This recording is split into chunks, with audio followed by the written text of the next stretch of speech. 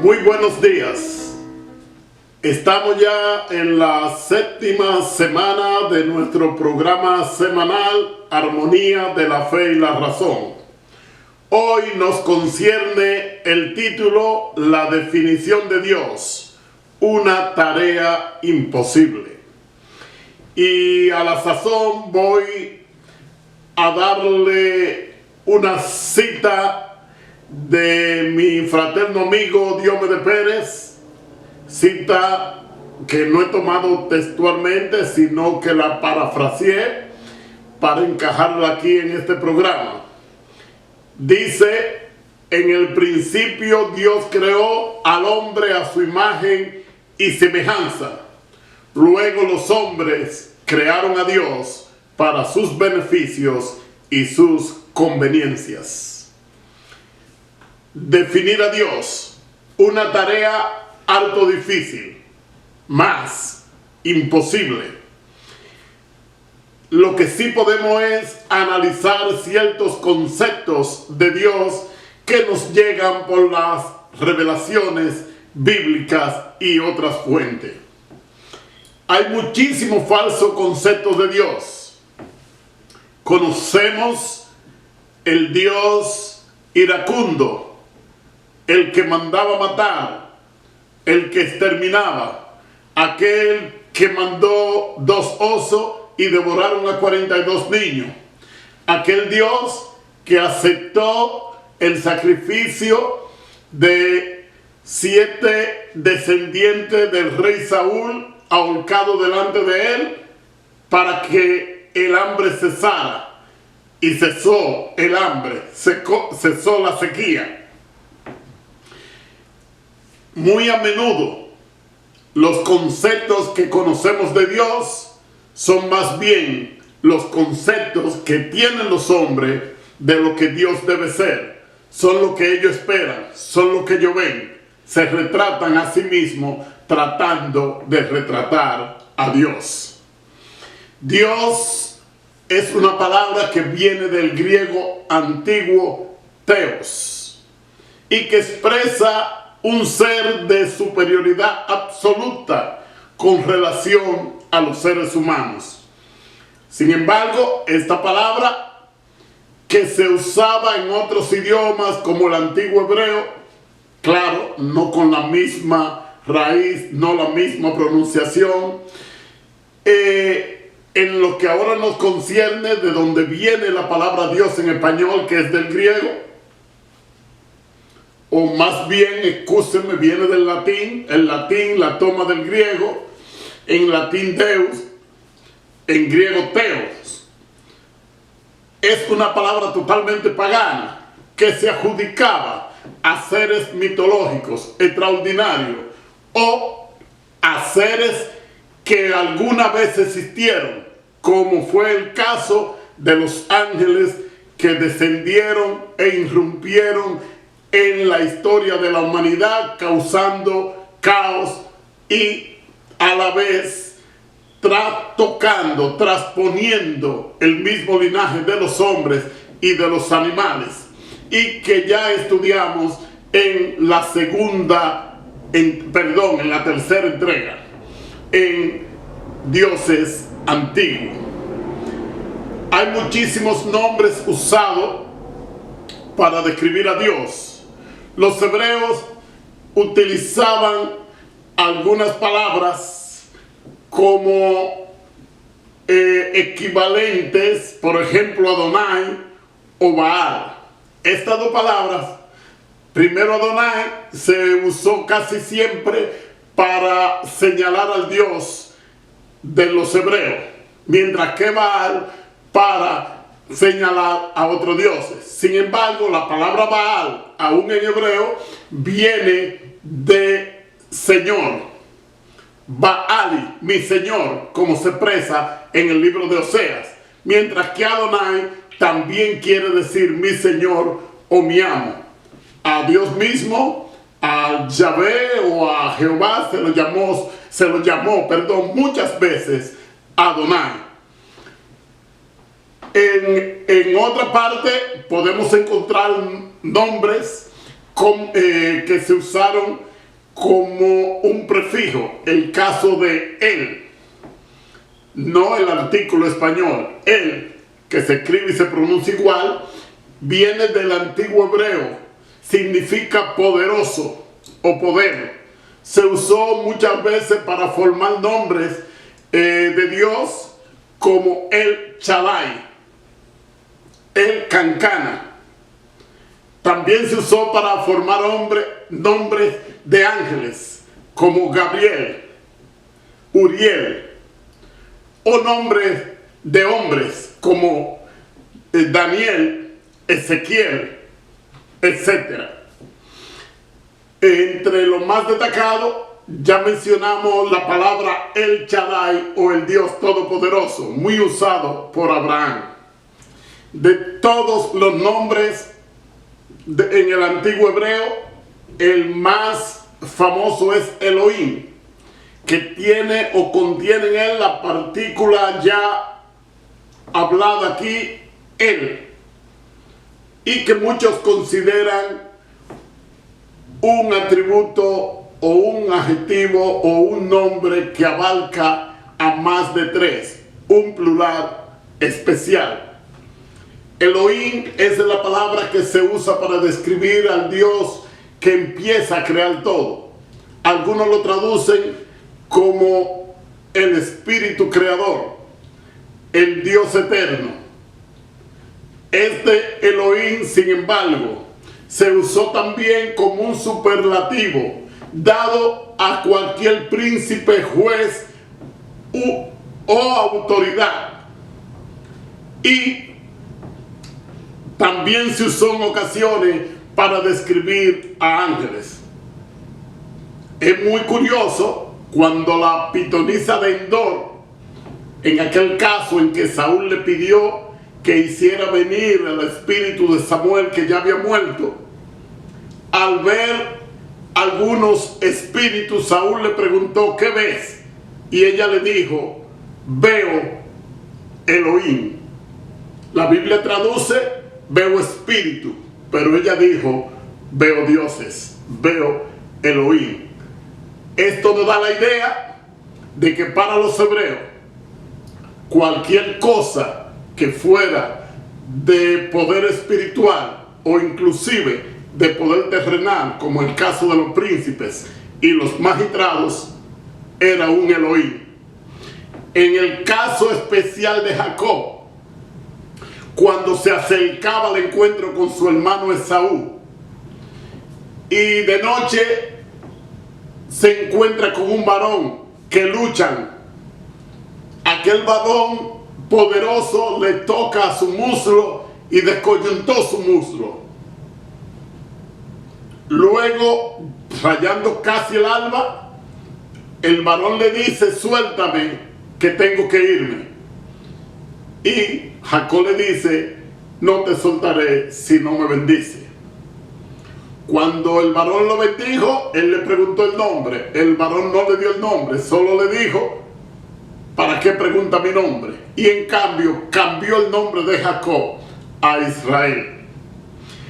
Es así como Jacob dice que ese lugar debe llamarse Peniel, que quiere decir rostro de Dios. Otra vez la partícula él, Peniel, el rostro de Dios. Porque él dice: allí vi a Dios cara a cara. Y cuando él dice que luchó con Dios, lo llamó Elohim. Luchó con Elohim. Es así como en la Biblia encontramos que esta palabra es aquella que hemos usado tantas veces en esta armonía de la fe y la razón, para que entendamos que en Salmo 82:6 también se dice: ustedes son dioses. Llamándole a los hombres dioses, le llamó Elohim. Y así llegamos al importantísimo nombre Yahvé o Jehová, nombre que en el antiguo hebreo se escribía con 4 letras, todas consonantes, que se conoce como el tetragrama. Este nombre que fue con el cual Dios se identificó a Moisés, le dijo: el yo soy, diles a ellos, el yo soy te ha enviado, es el nombre más usado en toda la Biblia para designar al Dios de Israel. Sin embargo, tomemos en cuenta que no es con Moisés que empieza el nombre de Jehová. Ya en Génesis 6:5, cuando Dios se arrepiente de haber hecho al hombre, se utiliza el nombre Jehová. Nótese además que Jehová es el nombre usado por las manifestaciones o revelaciones de Dios. ¿A qué me refiero? Un visitante que llegó hasta donde Abraham, comió con él, predijo el nacimiento de su hijo, caminó con él y fue a destruir a Sodoma y Gomorra. Ese era Jehová, según el libro de Génesis. Con Moisés, como ya lo hemos mencionado, en la salsa al diente.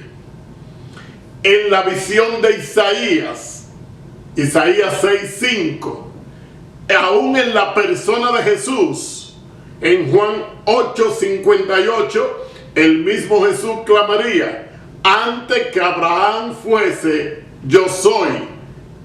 Antes que Abraham fuese, yo soy, diciendo: soy eterno. Nunca él dijo yo era, yo soy.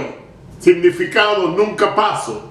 Utilizó la facultad de Jehová, del yo soy. Pero aún así, la Biblia enfatiza que Dios es uno. En Deuteronomio 6:4 y 5 leemos: oye, oh Israel, Jehová nuestro Dios, Jehová uno es, y amará a tu Dios con todo tu corazón y con toda tu alma y con todas tus fuerzas. Cuando a Jesús le preguntaron el mandamiento más grande, él citó a Deuteronomio 6:4 y 5. En Marcos 12:29, Jesús dice textualmente: Jehová tu Dios uno es el mandamiento más grande de todo. Y aquí encontramos un gran dilema.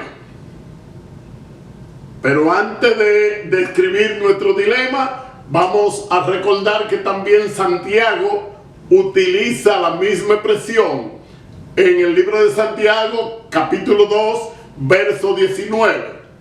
El hermano de Jesús dice: ¿tú crees que Dios es uno? Bien haces. Uno, Dios es uno, Jehová el Señor es uno. Sin importar la creencia de la Trinidad, sin importar la creencia de la igualdad entre Jesús y el Padre, la Biblia nos dice que Dios es uno. Pero sin importar tampoco en las manifestaciones diferentes que Dios hace a través de la historia, la Biblia establece que Dios es uno. Y eso tenemos que dilucidarlo a fondo. Vamos a ver el dilema de que le hablaba. Juan, Pablo y Jesús nos presentan un dilema. Le hemos hablado de cómo Jehová aparece. Le aparece a Moisés, se aparece a Josué junto a la pared o la muralla de Jericó, le aparece a Abraham. Sin embargo, en Juan 1:18 se nos dice: a Dios nadie ha visto jamás. A Dios nadie ha visto jamás. El unigénito Hijo que está en el seno del Padre, Él le ha dado a conocer. Noten el problema. ¿Notan ustedes el dilema? Yo no quiero traer problema. Sería fácil presentar una charlita con todo seguido sin ninguna contradicción. Pero Abraham come con él. Jacob pelea con él. Josué le adora junto a la muralla de Jericó. Manoa le adora junto a un holocausto. Igualmente lo hace Gedeón. Moisés recibe el toque divino que tapa sus ojos y que pasando ante de él le muestra la espalda. No vea mi rostro, le dice, pero sí le enseñó la espalda. Y San Juan nos dice: a Dios nadie ha visto. En 1 de Juan 4:12, para que no tengamos duda, el mismo apóstol vuelve a señalar: a Dios nadie le vio jamás. Y en Juan 6:46, Jesús nos dice: no que alguno haya visto al Padre, sino aquel que vino de Dios, este ha visto al Padre. O sea, no tenemos lugar a duda que a Dios nadie ha visto, pues lo dice Juan 3 veces, lo dice Jesús: a Dios nadie ha visto. En 1 de Timoteo 6:16, el apóstol Pablo se une a este concierto de voces para formar un trío unísono y dice: el único que tiene inmortalidad y habita en la luz inaccesible, a quien ningún hombre ha visto ni puede ver, a él sea la gloria y el dominio eterno. Amén. O sea, Pablo también nos dice: a Dios nadie ha visto jamás. Tenemos entonces que pensar: ¿quién era Jehová? ¿Quién era ese Elohim con que luchó Jacob? ¿Quién era ese Jehová con que se encontró Josué?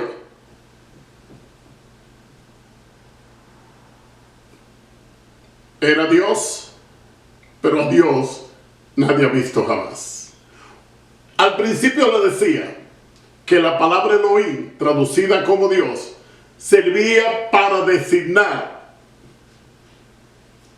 a autoridades, jueces, príncipes, ángeles y cualquier espíritu, inclusive el espíritu de un muerto. Si nosotros nos referimos a este tema estudiando el libro de Enoc, encontramos que Dios estableció algunas responsabilidades a 4 arcángeles. A uno de ellos, Miguel, le dio la responsabilidad de proteger el pueblo de Dios. Y Gabriel le dio algunas otras responsabilidades, entre ellas de vencer y encadenar al rebelde Asael. Al parecer, y quiero que noten esto, no es una afirmación, usted también tomará sus conclusiones. Al parecer, las representaciones divinas aparecidas en el Antiguo Testamento no son Dios Padre, sino los emisarios de Dios, vestidos de su autoridad y su poder, hablaban en su nombre. Pero usted dirá: ellos se identificaban como Dios. Claro, tanto en hebreo como en griego, cualquier poderoso era Dios. Cualquier autoridad era Elohim. Ahora, cuando se habla de Dios el Padre, el Espíritu Creador es otra cosa. El grave problema está en que ni los hebreos, hoy día los judíos, van a aceptar que su religión la fundó un semidios, un enviado de Dios. Ni los mismos cristianos, por su parte, aceptarían que Jesús no es otra cosa sino el mismo Dios y con la misma autoridad. Pero vuelvo a recordar aquel experimento del agua de mar. Si usted tiene un frasquito del agua de mar, en él tiene toda la sustancia, en él está el mar. Ahora bien, en ese frasquito no están las olas, ni los grandes animales marinos. En ese frasquito no viven los corales, ni pueden navegar los barcos. Pero si en vez del frasquito usted se centra en un brazo de mar que entra en una bahía, si en vez del frasquito usted se centra en un canal donde el mar entra, ahí, en esa bahía, en ese canal, en esa ensenada marina, pueden haber los animales marinos, pueden navegar los barcos, están los corales, está todo el mar. No es el océano, no es el amplio mar, pero es una ramificación del mar. Nosotros, como seres humanos, también, como ya lo tratamos en Hijos de Dios, somos dioses. Salmo 82:6. Si el libro de los Salmos nos llama dioses, y como el mismo Jesús dice, si la ley que no puede ser quebrantada les llama a ustedes simples hombres dioses, ¿por qué no puedo yo decir que soy hijo de Dios? Es el punto de vista que Jesús presenta. Todos somos dioses. Ahora bien, la religión que vivimos fue construida en el año 325, cuando los traidores de la fe cristiana se reunieron con el Imperio Romano para construir una religión a la medida del imperio. Allí escogieron la doctrina de la Trinidad, enfáticamente la divinidad de Jesús y la existencia de una tercera persona, el Espíritu Santo. Desde allí tenemos a un Dios trino, y las religiones protestantes y las demás que han nacido durante el siglo XX y el siglo XXI no se han tomado la molestia de revisar estas creencias. Allí aparece un Jesús que es 100% hombre y 100% Dios, cuando Él dice que el único Dios verdadero es el Padre y Él es el Cristo. Pero allí también aparece el Espíritu Santo, representante de Dios en espíritu. Pero si Jesús nos dice en San Juan 4:24 que el Padre es espíritu, que Dios es espíritu, ¿cómo es posible que nosotros aceptemos la idea inverosímil, hasta ridícula, de que el espíritu necesite un espíritu para que lo represente? O sea, el Padre, que es el Espíritu, necesita el Espíritu Santo. Hay un solo Dios, como dice Deuteronomio, y como Jesús repite, Jehová tu Dios, uno es.